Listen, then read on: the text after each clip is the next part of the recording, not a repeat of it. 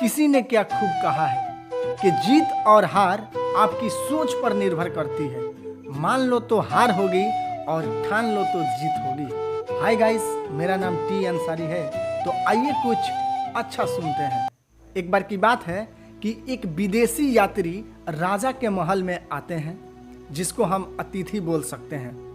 उस विदेशी यात्री को राजा अच्छा से सत्कार स्वागत करते हैं, अच्छा से खान पान व्यंजन की व्यवस्था कराते हैं और जितना हो सकता है राजा से उसका वो खातिरदारी करता है। यात्री करीब उस राजा के दरबार में, उस राजा के महल में 1 सप्ताह रहता है। जब उसको वापस जाने की बारी आती है तो राजा से प्रसन्न होकर उस राजा को भेंट में, तोहफे में एक पत्थर का टुकड़ा देता है। उस पत्थर को टुकड़े को पाकर राजा बेहद खुश हो जाता है और अपने मंत्रियों से बोलता है कि आप लोग को एक मैं जिम्मा सौंपता हूँ, एक काम सौंपता हूँ कि आप लोग ये पता करें कि इस शहर में, इस राज्य में सबसे अच्छा कारीगर कौन है जो एक पत्थर से मूर्ति को रूप दे सके, क्योंकि हमको इस पत्थर से भगवान विष्णु का मूर्ति बनवाना है। राजा के कहने पर उसकी मंत्री उस कारीगर का तलाश करने लगता है। तलाशते तलाशते उसको पता चलता है कि यहाँ से कुछ ही दूर पर एक बहुत ही कुशल कारीगर रहता है, जो कि बहुत ही अपने मेहनत से, अपने कला से उस पत्थर पे मूर्ति बनाता है। मंत्री आकर दरबार में राजा को सूचना देता है कि उस कुशल कारीगर का पता हमें चल गया है।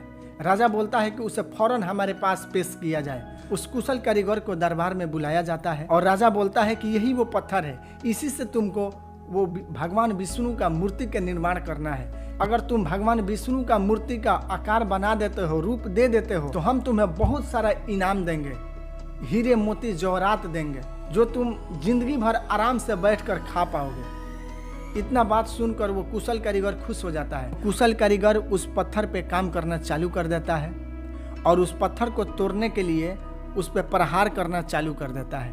वो बार बार प्रहार करता है। वो कुशल कारीगर उस पत्थर पे करीब 99 बार प्रहार करता है, पर वो पत्थर का टुकड़ा टूटता नहीं है, जिससे वो निराश हो जाता है और वो राजा से क्षमा मांगने लगता है कि राजा हमें क्षमा करें, इस पत्थर पे हम मूर्ति का आकार नहीं दे सकते, क्योंकि ये पत्थर तो हमसे टूट ही नहीं सकता, ये पत्थर बहुत मजबूत है। और इतना कहकर वो हार मान लेता है और अपने घर को वापस चला जाता है। राजा फौरन मंत्री को बुलाता है और मंत्री से बोलता है कि दूसरा कारीगर को पता किया जाए। मंत्री दूसरे कारीगर को दरबार में बुलाता है और उस पत्थर को दिखाता है। अगर तुम इस पत्थर से मूर्ति तैयार कर देते हो तो तुम्हें बहुत सारा इनाम दिया जाएगा। इतना बात सुनकर दूसरा वो कारीगर उस पे काम करना चालू कर देता है। जैसे एक प्रहार करता है उस पत्थर पे, तो वो पत्थर का टुकड़ा टूट जाता है और उस पे आसानी से वो मूर्ति का आकार दे देता है।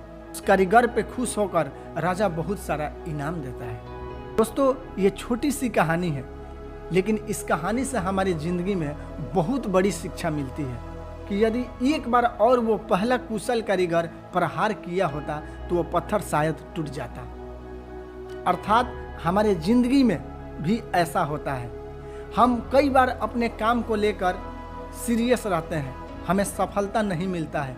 क्या पता आखिरी प्रयास से वो सफलता मिल जाए जिसको हम चाहते हैं, जिसके लिए हम सपना देखते हैं। तो अपने ज़िंदगी में रेगुलर आगे बढ़ते रहिए। जो आपका एम है, जो आपका लक्ष्य है, उस पर रेगुलर काम करते रहिए। एक ना एक दिन आपको सफलता ज़रूर मिलेगी। तो दोस्तों, इसी विचार के साथ आप सभी से विदा लेते हैं और मिलते हैं अगले वीडियो में एक नई कहानी के साथ। तब तक मस्त रहे, स्वस्थ रहे। जय हिंद।